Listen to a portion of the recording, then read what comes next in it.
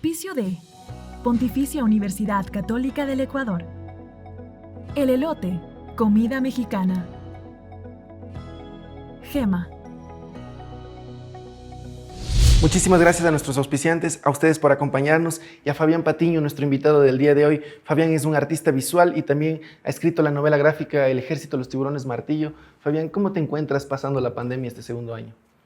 La verdad es que bien, soy de esos afortunados que aprovechan el encierro en casa para potenciar el trabajo personal, así que en este segundo año sigo muy concentrado en mis proyectos personales que son muy de mí mismo, entonces que los puedo hacer en casa y es el espacio ideal para mí. Quiero aprovechar para hablar contigo extensamente de la novela gráfica. En esta novela del Ejército de los Tiburones Martillo tú rescatas al pintor Camilo Egas y también a una de sus obras de la que en la historia verdadera están perdidas en la historia cultural del Ecuador. Y en la novela tú propones una posible desenlace distinto, ¿no? A que la obra se haya perdido para siempre de Camilo Egas. Pero antes de consultarte de eso, te quiero preguntar de otra obra que tú rescatas, la del fotógrafo Blumberg. ¿Nos puedes contar un poquito de esto?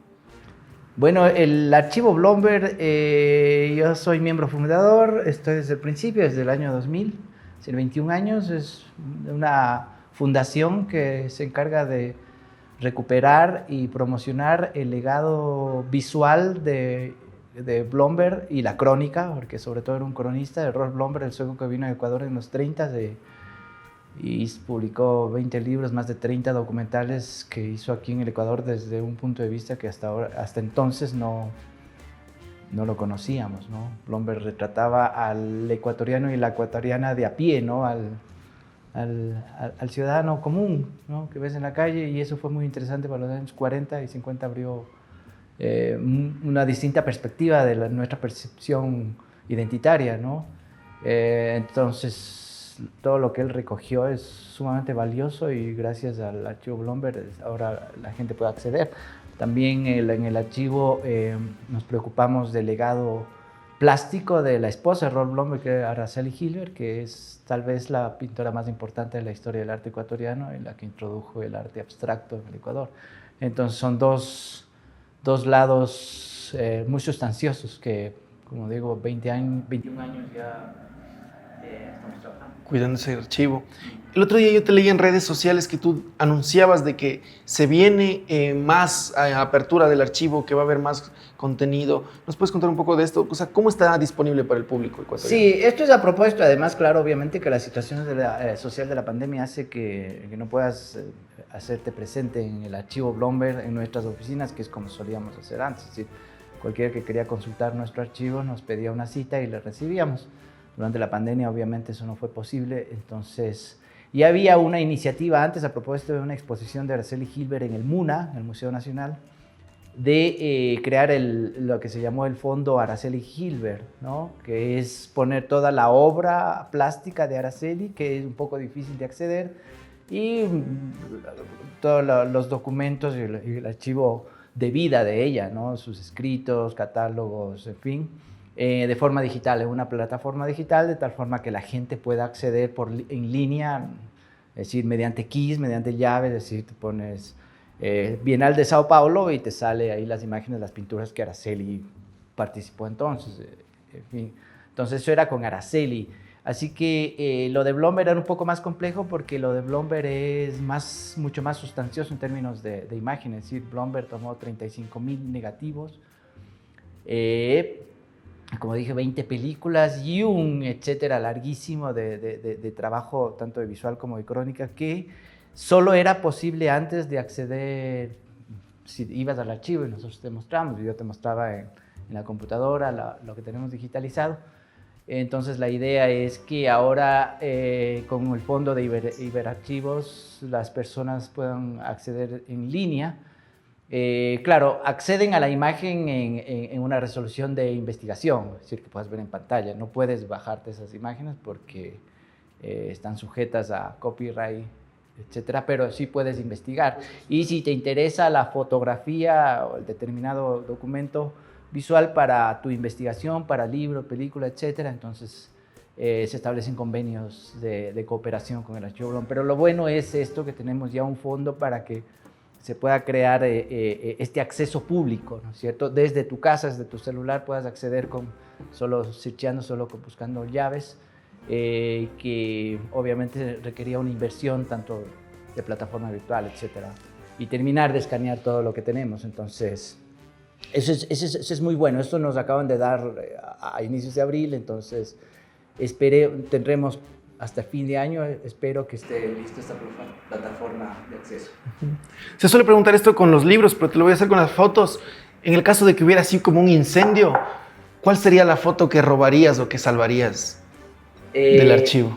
Ya lo pensé, ya lo había pensado alguna vez. A mí mi foto favorita de Blomberg es la que yo titulé Los Espectadores, que es una foto que Blomberg toma en 1949 en la calle Tarqui y Gran Colombia, y 12 de octubre, entre 12 de octubre y 6 de diciembre, la calle Tarqui, justo frente al Parque del Arbolito, donde entonces era el Estadio del Arbolito. Y es la foto del cerramiento de lo que ahora es la Casa del Muchacho Trabajador, que tiene 4 pilares para arriba, y están 4 tipos parados ahí de pie en el pilar, así, viendo el partido de fútbol en el estadio, ¿no? Entonces esa foto está maravillosa porque es justamente la que retrata mucho de lo ecuatoriano, si es que eso existe. Eso siempre estará en construcción, pero entonces en el año 49 Blomberg, sueco, europeo, curioso, vio y dijo, esto es fantástico, o sea, esta forma como percibe el universo los ecuatorianos es muy interesante. Si no le importaba el partido del fútbol, el Arbolito, le importaba esto, los espectadores, que son 4 tipos, se tanquean al menos 45 minutos ahí parados, así, ¿entiendes? Como beefeaters, como guardias de Buckingham para ver el partido. Entonces, la foto es bellísima, no solo como factura visual, sino como el relato, como crónica de nosotros. Entonces, yo descubrí esa foto, yo vi esa foto, me llamó la atención y descubrí el lugar por casualidad cuando pasaba por ahí. Vi y dije, es aquí, en este lugar, es Los Espectadores. Entonces, ves, tiene toda una narrativa. De los 35.000 negativos, claro, rescataría esa. Hay muchísimas más, pero empezando por esa. El otro día estábamos filmando la reseña del Ejército de los Tiburones Martillo. Estábamos caminando por el Parque de la Floresta de la iglesia, buscando reconstruir con la cámara una de las imágenes que aparece aquí. Y nos dábamos cuenta de que tú embelleces las imágenes, porque no hay ni los cables, ni las cajas, ni la suciedad que nos tocó limpiar luego en postproducción para reconstruir tu imagen. ¿Cómo es tu ojo para capturar? Porque tú le ves con un romanticismo a Quito que creo que te permite hacerlo más bello de lo que es. Lo que pasa es que la novela habla hace que sea protagonista la ciudad donde se desarrolla esto, y estos distintos personajes que interactúan en la ciudad, en las calles de Quito. Entonces eso para mí era muy importante, que Quito, la fisonomía de Quito tenía que estar muy presente, pero no con la imagen de la compañía, de la Plaza San Grande, Francisco, sino un poco esos otros lugares que sí reconoces, ¿no? Que no llegan a ser tan icónicos, pero los percibes como propios. Debe tener mucha influencia a mis 20 años en el Archivo Blomberg, es decir, este punto de vista de ver esas pequeñas cosas en mi ciudad que las veo a diario, pero que no las enmarco, digamos, ¿no? Había esa intención. Luego había una intención un poco de empatía y de identificación con quién podría ser la lectora o el lector futuro, porque en Ecuador no se hace novela gráfica, ¿no? Es decir, son contadas con los dedos de la mano de un manco las novelas gráficas hechas en Ecuador. Entonces yo sí quería además que la lectora y el lector ecuatoriano, cuando vea la novela, sienta propia, o sea, diga, wow, esto no es hecho afuera, esto es hecho aquí, o sea, yo veo, yo camino por aquí, es mío, es propio, y los personajes, la forma como hablan y interactúan, tenía que haber mucha empatía de parte de a quien me dirigía. Entonces la mejor forma es retratar esos rincones tan propios míos. Ahora, puede que entonces haya limpiado esos cables. Ahora tengo, para una exposición, estoy haciendo una serie de tintas de lugares de Quito, en donde más bien con mucho gusto estoy metiendo los tallarines de cables y todo eso, porque quitar eso es maquillarle de una manera que a la final no resulta ser muy interesante. Entonces, sí, he vuelto a poner los cables. Aquí en el libro el meollo central es recuperar una de las pinturas o algunas de las pinturas en realidad durante la trama del pintor Camilo Egas. Yo me acuerdo de niño que nos llevaron en el colegio Benalcázar a ver el museo y me quedé sorprendido por los cuadros. Pero después cuando volví de grande, había viajado por Australia, por Europa y ya tenía ese gusto de los museos. Y dentro de mí tenía esa idea de en Ecuador si algo le tuviera que mostrar a los gringos, a los europeos, es el Camilo Egas. Pero cuando fui al museo me llevé esa decepción de que las obras de un pintor de tremenda talla estén en un lugar en el que casi nadie lo visitaba, y te lo hablo antes de la pandemia, peor ahora. ¿Por qué nos cuesta tanto a los ecuatorianos apreciar esos artistas de talla mundial que tenemos? Cuando en New York, tranquilamente uno de los murales de Egas embellece el metro o los grandes museos. Bueno, en parte, bueno, el Museo Egas de acá, la Casa Egas, no tiene muchas pinturas originales, tiene reproducciones, entonces eso además es decir, acceder a la pintura original de Camilo Egas es un poco complicado. La novela no trata del mural que se perdió, porque se perdió, o sea, ya no existe. Yo hago una distopía en donde la encuentro. La novela se trata de no olvidar lo que nosotros tenemos como nación, o sea, nuestro legado cultural no puede ser olvidado, ¿no? Es decir, el mural no existe, pero no te puedes olvidar del autor, ¿cierto? Los autores, porque es Camilo Egas con la ayuda de Kingman y Mena Franco. Es decir, no olvidar lo que hizo Egas, porque Egas abrió el camino del indigenismo, del realismo social en los años 20, es decir, muchos años antes de que se vuelva más popular acá con los pintores más rutilantes como Guayasamín. Y además un pintor que se autoexilió del Ecuador, es decir, es un disidente de la plástica nacional, se fue a vivir a Estados Unidos en el 27 y allá hizo toda su carrera plástica, allá sí tuvo gran reconocimiento. Entonces se trata de no olvidar a Camilo Egas o a Francisco Alexander, que es el traductor y musicólogo que también es parte de este legado, también Germania Pazimiño, Gonzalo Escudero, es decir, algunos personajes importantes de nuestro devenir cultural que son conocidos en pequeños grupos muy especializados, o sea, no lo conoce la gente común, ¿no? Es decir, entonces había esa intención de recurrir de reseñar lo valioso que es el recuerdo de las culturas, ¿no? Eso también tiene que ver con mi trabajo en el Archivo Blomberg, es decir, eso es más valioso que muchas otras cosas, es decir, lo que se hizo para retratarnos, para recordarnos, para describirnos, lo que se hizo hace 100 años, hace 50 años, es más valioso que otro tipo de inversiones más rutilantes, ¿no? Entonces, de eso se trata el Ejército de los Tiburones, de recordarles. No rescatarles, porque es una palabra un poquito que no me gusta tanto. Como que necesitan en salvación. No olvidarles es la cuestión. O sea, no hay que olvidarse de ellos, de la gente que hizo música, de la gente que escribió, de la gente que pintó, que hizo teatro, que actuó, en fin. Que no tienen que tener un espacio en nuestro desarrollo como nación, como cultura nación, y no solo a los que se hicieron por un A o B razón muy famosos, es decir, muy conocidos, muy populares, es decir, hay muchos que son muy valiosos como Araceli Gilbert, como Camilo Egas, que necesitan recordarse, ¿no es cierto? Entonces esta novela trata de ellos sobre todo, ¿no? Tú te incluyes en la novela como uno de los personajes, te dibujas, usas tu fisonomía para incluirte. También hay rasgos tuyos en el personaje. ¿Cuánto se parece el protagonista a ti? Bueno, y yo uso actores y actrices como referentes, porque tengo muchas fotografías, porque mi dibujo es muy realista, ¿no? Entonces, todas las actrices y los actores que están ahí son personajes, y hay hasta cameos, ¿no? Porque Adolfo Macías Huerta hace de Francisco Alexander, Gerson Guerra, que es actor, hace de Gonzalo Escudero, Carolina Pérez hace de Germania Pazmín. Son cameos que a mí me gusta hacer, que ya empecé a hacer en Annie Milena. En Annie Milena salieron algunos personajes eventualmente, como en Los Simpsons, ¿viste? Que sale YouTube, que sale, ¿viste? Personajes. Tenías, por ejemplo, al actor Gonzalo Estupiñán a veces. El Gonzalo Estupiñán, claro, él hace de un personaje, y así, como estoy involucrado un poco en el mundo del teatro y el patio de actores y actrices, entonces tus colegas, tus amigos, sirven de mucho, ¿no es cierto? Pero da la casualidad que me va mejor con las actrices, ¿no? Me para un poco más de bola. Los actores son un poco más desordenados, entonces me plantan, entonces no les tengo paciencia tal vez, ¿no? Entonces en buena parte yo también tengo entrenamiento de actor, entonces hacer el personaje de... ¿Cómo se llama el personaje? Ulises. Ulises.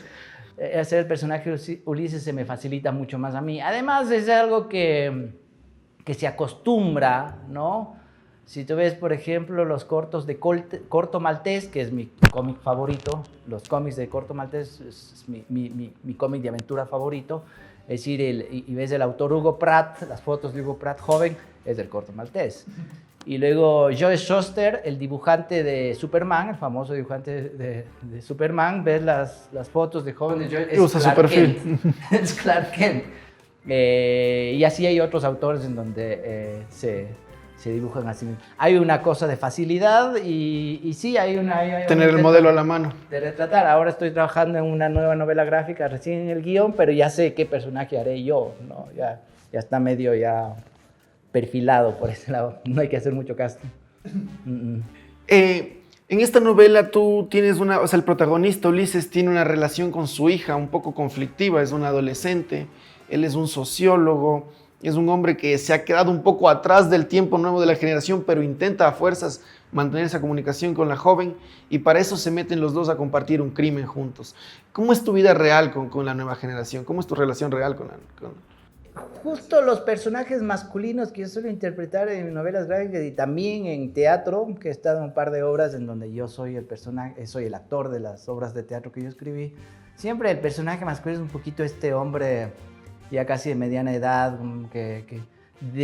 que alguna vez tuvo un pasado auspicioso y que ya está un presente gris, ¿no es cierto? Ya no tiene mucho más que decir y que tiene mucho que ver con mi postura, ¿no? O sea, yo creo que lo que tienen que decir ahora son las nuevas generaciones y sobre todo las mujeres. Entonces, desde mi tira cómica yo ya retrataba como las mujeres las que deben estar en la línea de prioridades, su voz, ¿no es cierto? Es decir, lo que dice más que nosotros los cuarentones que ya estamos de caída. Entonces, y luego yo soy una persona que ya decidió no tener descendencia, ¿no? Peor con la pandemia. La pandemia terminó de confirmarte. Hacer el tajo de que no voy a tener hijos. Además ya estoy grande para eso.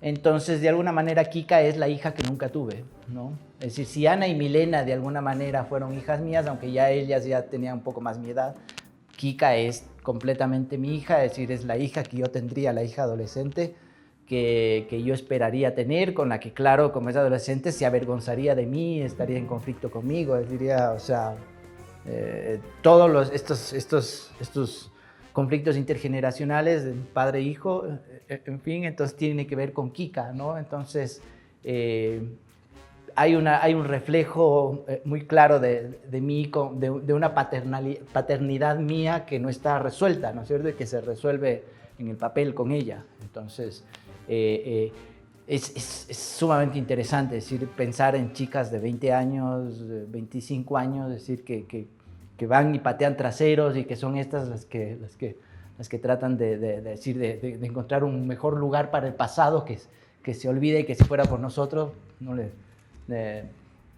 se hundiría en el olvido. Hay forma mejor dicho, ¿cuál es tu proceso para escribir? ¿Vienen los dibujos y los dibujos van formando el texto, la trama, o tienes la trama y luego la dibujas? Bueno, yo soy artista visual, es decir, dibujo, pinto, hago fotografía, ¿no? Pero la novela gráfica, ante todo, es un género narrativo, es sobre todo una narración, más que visual. Es decir, para mí lo que cuenta es más importante que lo que muestra, que lo que ve, ¿no? Es decir, una novela gráfica, el cómic en general es, tú puedes con palitos, con esos dibujos redonditos y palitos, hacer una novela gráfica, porque el relato es lo importante.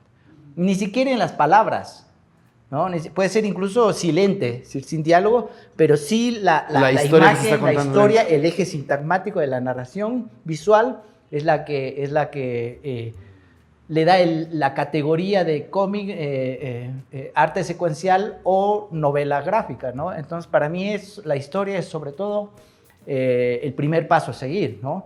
Entonces, para que se hagan una idea, es decir, yo trabajo como si trabajara un guión de cine. Si trabajo desde el principio una idea, una premisa, luego un tratamiento, luego el guión, que lo escribo yo en Celtex, es decir, como guión cinematográfico, escena a escena. Yo les llamo capítulos, pero es escena a escena, corte, en fin, lo visualizo como si fuera una película. Luego del guión literario, ¿no es cierto?, hago un guión técnico, un storyboard de papeles donde empiezo a poner la puesta en escena, que el guión lo transporto ya por primera vez a imágenes, ¿no es cierto?, así mismo con palitos y toda la huevada de diálogo, y al final dibujo, ¿no? La novela que yo estoy trabajando ahora es que además ganó un fondo de fomento del IPSI, que antes era ICA y antes era Cenecine, en fin, para escritura de guión. No estoy escribiendo ese guión, ¿no es cierto?, que es una historia en el Quito del siglo XVIII. Estoy escribiendo el guión, que es para mí lo más importante. Es decir, al final, que tengo que entregar esto al final de este año, ese guión obviamente es un guión cinematográfico, puedes hacer un largometraje con él.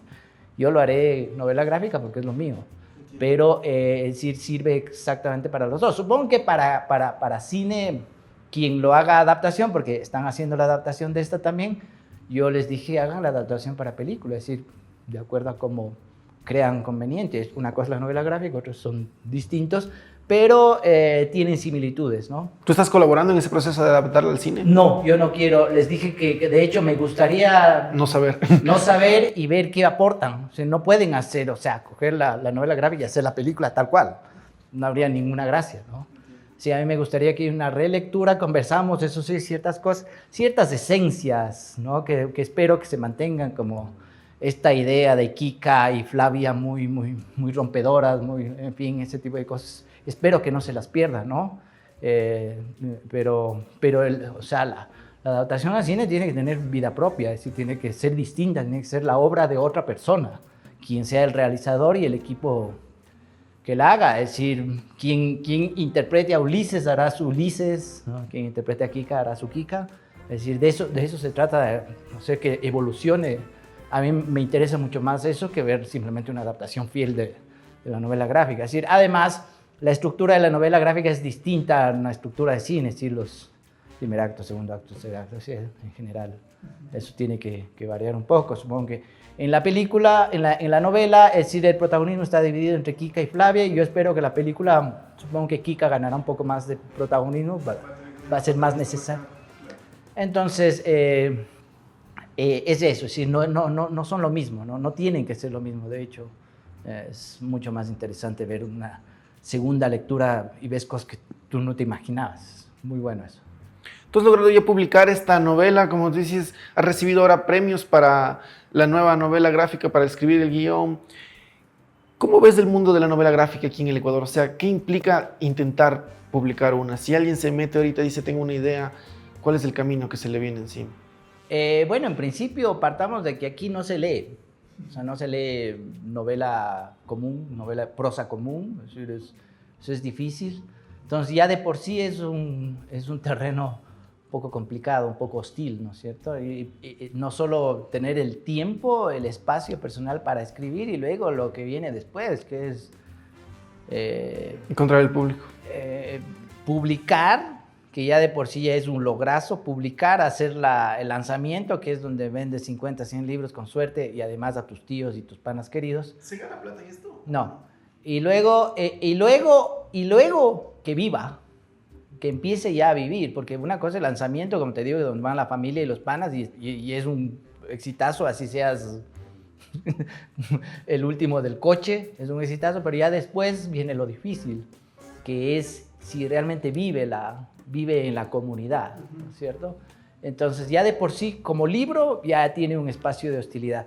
Y novela gráfica, es decir, yo di un taller de novela gráfica hace un par de años, de guión para novela gráfica, y de los 30 asistentes, solo 4 sabían que era una novela gráfica. Es decir, además, ni siquiera se conoce como género, ¿no? La novela gráfica acá, es decir, es muy poco conocido. ¿Han oído alguna vez de, no sé, de Watchmen, de Persepolis? Digamos, los conocidos, pero no mucho más, ¿no? Además está el prejuicio de que el cómic es un género frívolo para niños, para adolescentes, y si no superhéroes, y a lo mucho manga, es decir, muy poco se conoce de este formato de novela gráfica que es relativamente nuevo, digamos, desde los años 80, entonces, y que es un género serio, que es decir, en Europa, es decir, tiene un espacio dentro del universo cultural de mucho prestigio, ¿no es cierto?, en Europa y en buena parte de Estados Unidos. Y en las librerías y en las bibliotecas suele tenerlo también. Sí, entonces ya de por sí, si ya es hostil el espacio del libro, el hostil del espacio de la novela gráfica es todavía más, o sea, es más fuerte. Pero bueno, yo elegí esta vida, así que agarré de tripas corazón, no me quejo, hago y consigo publicar. Esa novela sí ha tenido, digamos, bastante difusión, es decir, se ha logrado vender bastante en libros, se vende hasta en el Supermaxi, o se vendía, no sé todavía, pero en el Supermaxi no duraba. Yo iba a los Supermaxis, veía mis ejemplares, después volvía y ya no había, ¿no? Entonces es relativamente bueno. Igual te estoy hablando de tiraje muy bajo, pero es decir, podría decir que es una novela exitosa. Es decir, ahora mismo se está trabajando ya en la traducción francés y alemán en ediciones europeas. Lastimosamente estos 2 años son un limbo, son un espacio... Sí. De reflexión. Cuántico, ¿entiendes? Así que se tarda todo, se ralentiza todo, entonces espero que hacia finales de año haya chance de eso y para el próximo año tal vez. Pero, es decir, sí ha tenido mucha reacción, la gente ha tenido interés en averiguar un poco más de este universo y sobre todo entender esto, que no es decir... digamos, no tiene un público muy cerrado hacia lo infantil y hacia lo adolescente. Entonces, eso es interesante. Yo voy a sacar otras novelas gráficas, espero en este año mismo, una cortita en color, 100 páginas, que le tengo mucho cariño, que se llama Cielo. Vamos a ver cómo va con eso, porque es más sencilla, más pequeña y tiene, digamos, está destinado a un público más inmediato, ¿no? Digamos, es una historia muy simple de una chica que busca a su abuela en Quito. Entonces, esperamos cómo va con eso. No tendrá el mismo recorrido que El Ejército, pero está bueno. Es decir, con mi editorial hay la posibilidad de seguir un poco generando, justamente porque El Ejército tuvo buena recepción, de seguir generando tanto Cielo como la que vendrá después, que será 2023, porque recién estoy en el guión, así que hasta que dibujes, además siglo XVIII, ese voy a dibujar, o sea, va a ser un trabajo duro, tomará 2 años eso. ¿Cuánto te toma más o menos hacer un dibujo así, desde su boceto inicial hasta que lo veamos ahí en la pantalla? La plancha. Ajá. Lo que pasa es que yo ya trabajo de manera un poco, digamos, en línea coreana, en línea de montaje, ¿no es cierto? Ya después de un tiempo yo ya tengo en mi estudio, tengo un sistema, ¿no es cierto? Plum, plum, plum, plum, donde hace tru, tru, tru, tru. Entonces hago un poco en serie, ¿no es cierto? Me estoy trabajando en el storyboard de uno, estoy poniendo lápiz en una página y luego la tinta, luego los dedos así. Entonces, pero puede ser que si la primera página, además uno aprende al hacerlo, porque aquí no hay dónde aprender. En San Francisco hay la escuela de ilustración y aprende un poco de novela de cómic, por suerte. Pero decir, aquí aprendes, al menos yo, haciendo. O sea, llevo casi 25, 30 años haciendo esto, así que aprendí yo a mi estilo. Entonces, si de mi tira cómica, Ana y Milena, la primera tira nos tomó, porque trabajaba con un asistente, hacer la primera tira casi 3 semanas, después de 10 años, una tira me tomaba hacer 15 minutos. O sea, aprendes el proceso más rápido. Entonces, digamos que la primera página del Ejército de los Tiburones Martillo pudo haberme tomado unos 5 días. Ya después ya me tomaba un día, digamos, un día y medio, dependiendo del nivel de complejidad, porque una cosa es una página en donde estoy dibujando a la chica caminando y otra es la fachada de la compañía, que sí le detestaba al guionista porque me hace que dibuje la fachada de la compañía. Eso toma mucho trabajo, pero ya toca. Le detestaba al guionista. Claro, que soy un mismo. En este libro, a mí una de las cosas que más me gustó para bien es precisamente lo que tú decías de que el protagonismo está repartido entre las dos mujeres que hay y también entre dos espacios, tanto geográficos, en los que suceden las historias al mismo tiempo, como van haciendo por el un lado los intentos para ir recuperando el cuadro y por el otro todos los personajes que se van entrando por llamadas, por mensajes de lo que está pasando. Y también hay un paseo, o sea, un regreso en el tiempo a la época en la que Camilo Egas pintó el mural y cuando supuestamente en tu distopía ellos esconden este mural. Esto te viene, yo supongo que del teatro, ¿verdad? He visto que has presentado también varias obras de teatro, eres un dramaturgo, entonces supongo que es la dramaturgia la que te permite tener esos recursos literarios. Y por eso quería hablar contigo de qué te ha dado la dramaturgia a la hora de escribir en la novela gráfica, de la narrativa.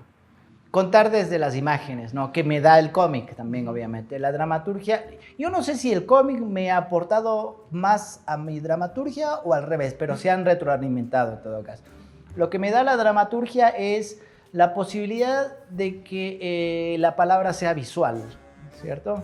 Si eres una discusión que tengo ahorita mismo con mi tutor de guión, que obvio para el cine la palabra tiene que irse cediendo terreno a la visualización, a lo que vas a mostrar, ¿no? Y yo como dramaturgo les hago mucho bla, bla, bla.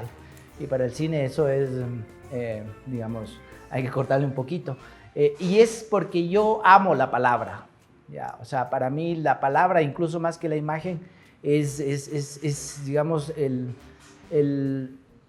la unidad básica de lo que yo quiero hacer en todo, la palabra. ¿No? Amo las palabras.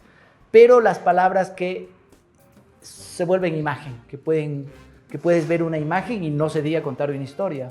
Entonces, cuando se ve mi teatro, yo espero, quiero, pretendo que cuando los personajes hablan, las palabras tengan, obvio, musicalidad, pero además, o sea, una presencia visual grande, ¿no es cierto? Porque es teatro, y el teatro que a mí me gusta es un lugar negro con una silla y una mesa y no mucho más escenografía, ¿no es cierto? Es donde la palabra, es decir, tiene su propio cosmos, ¿no?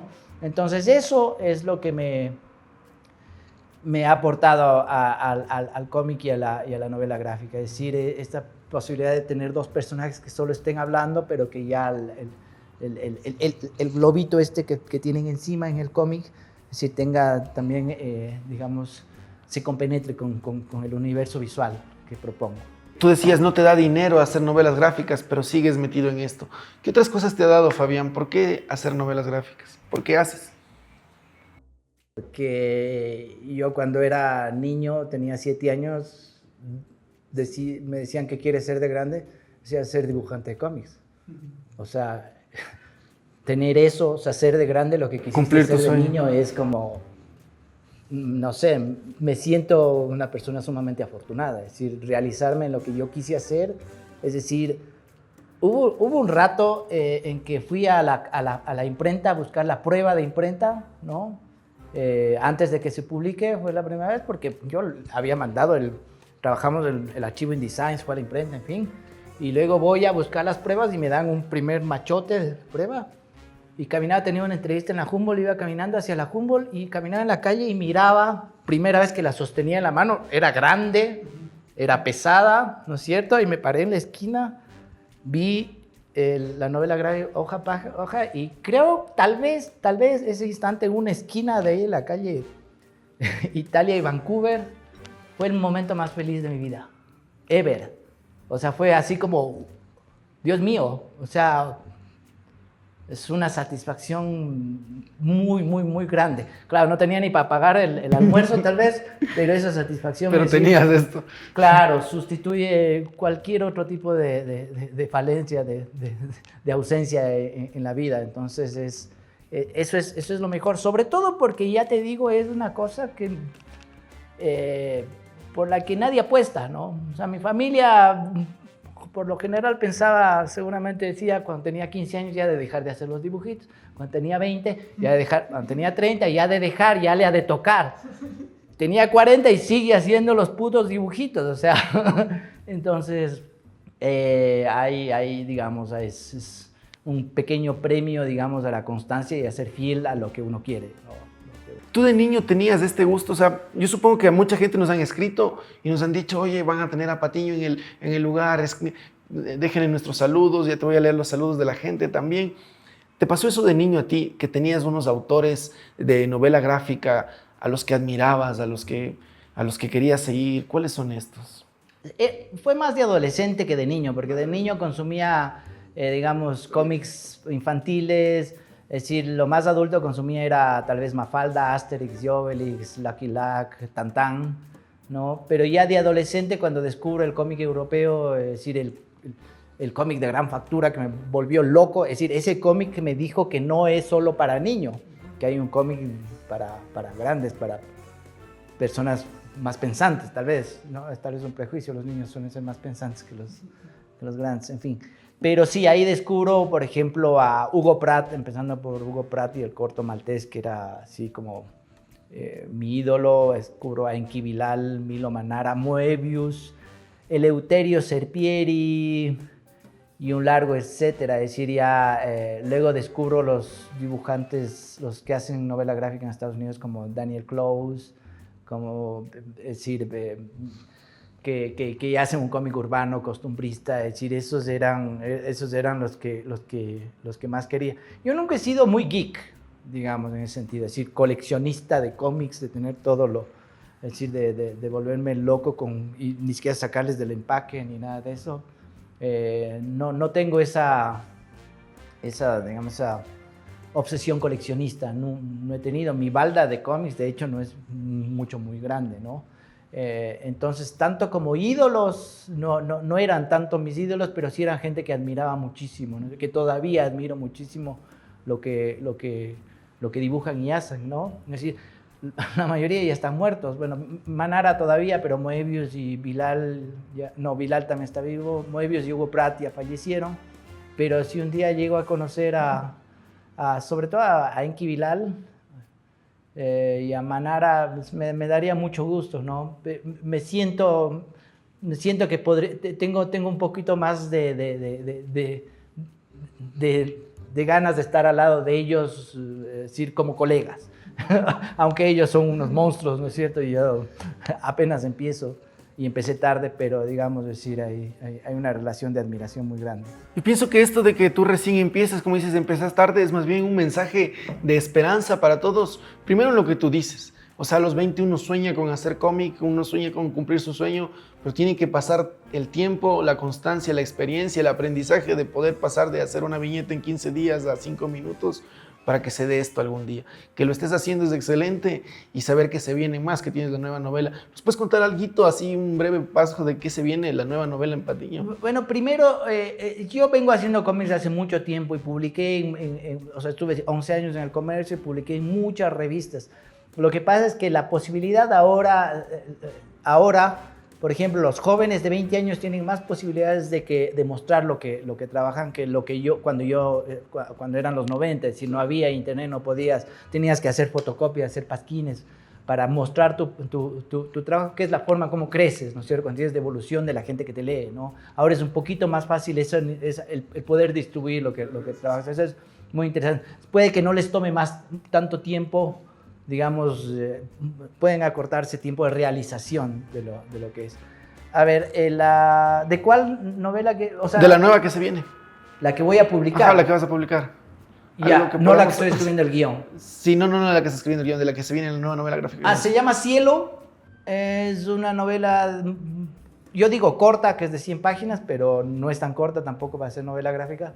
Es en color y es la historia de una chica, Cielo, que su abuela está por morir, es el último día de vida que le queda, y pide que por favor busquen a su hermana, a quien no ha visto hace 40 años, ¿ya?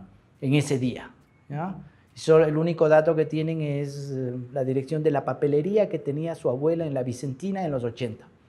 Así que hay que ir a buscar. Entonces Cielo toma el auto, es una road movie en Quito, toma el auto para Quito sigue siendo personaje, entonces.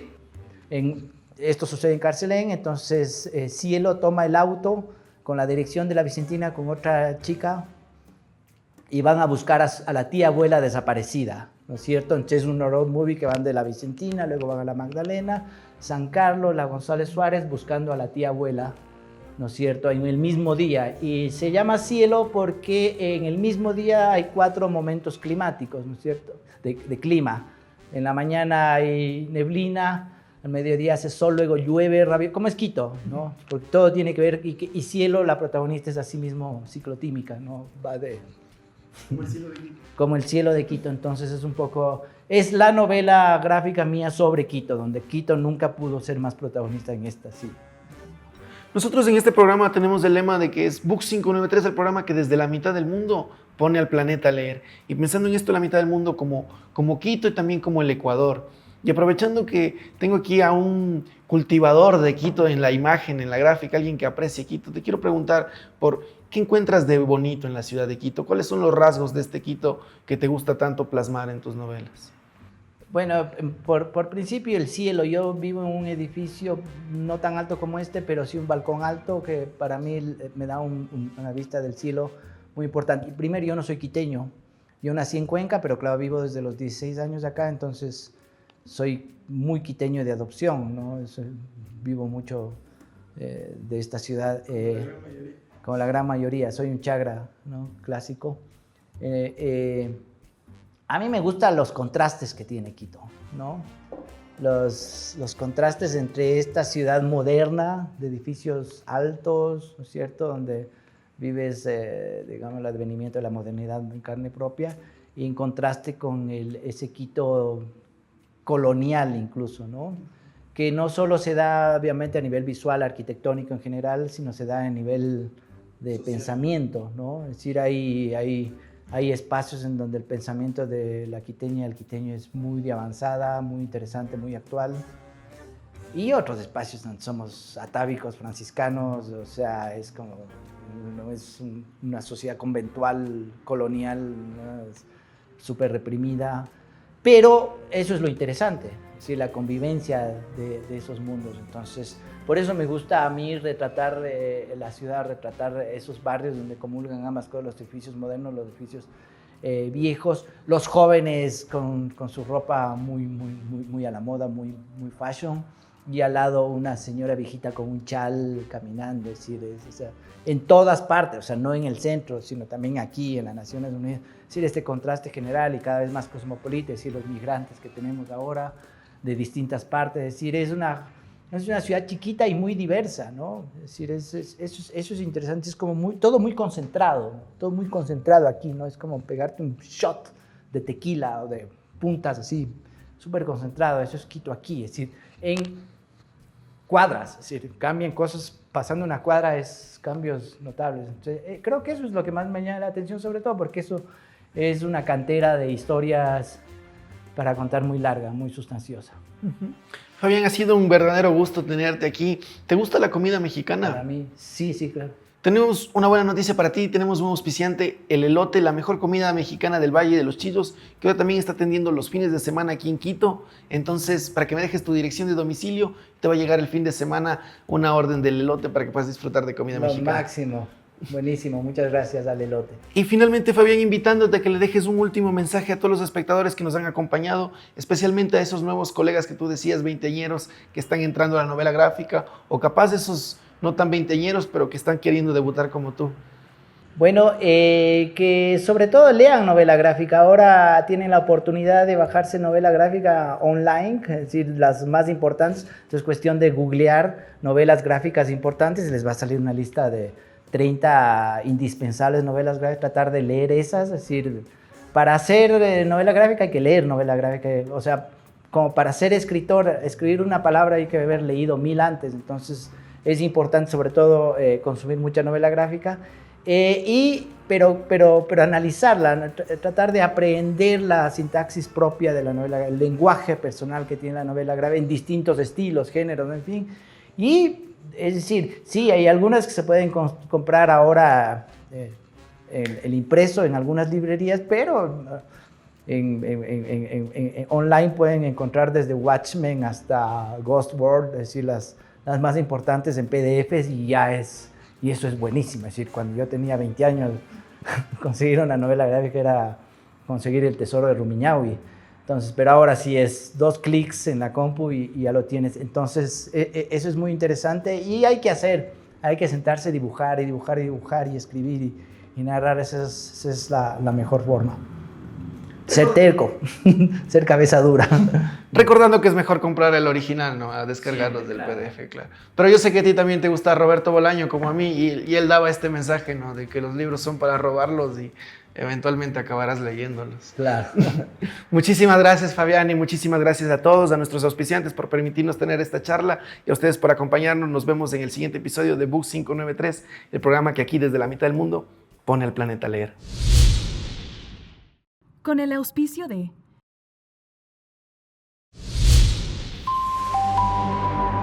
Books 593.